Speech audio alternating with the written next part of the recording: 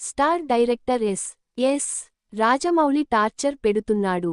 కొన్నేళ్లుగా బాధలు భరిస్తూ ఉన్నా ఇక నా వల్ల కాదు, నేను ఆత్మహత్య చేసుకుంటున్నాను అంటూ శ్రీనివాసరావు అనే వ్యక్తి పోలీసులకు కంప్లైంట్ చేయటం, ఓ వీడియో రిలీజ్ చేయటం సంచలనంగా మారింది.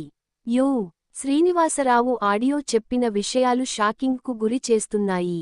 నిజమా కాదా అనేది పోలీసులు విచారణ చేసి క్లారిటీ ఇవ్వాలి, లేదంటే రాజమౌళి నోరు విప్పాల్సిందే.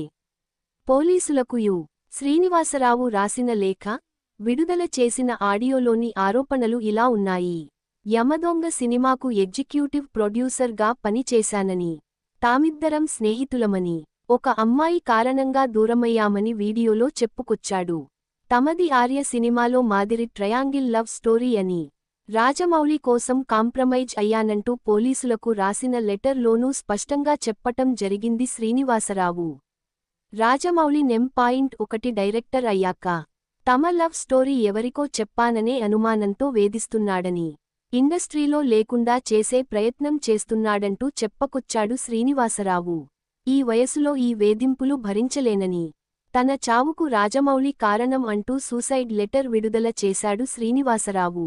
ఆధారాలు కావాలంటే అడగవచ్చునంటూ పలువురు సినీ ప్రముఖుల పేర్లు లెటర్లో ప్రస్తావించాడు. శ్రీనివాసరావు రాసిన సూసైడ్ లెటర్ పై పోలీసులు ఇప్పటి వరకు స్పందించలేదు. రాజమౌళి నుంచి ఎలాంటి స్పందన రాలేదు.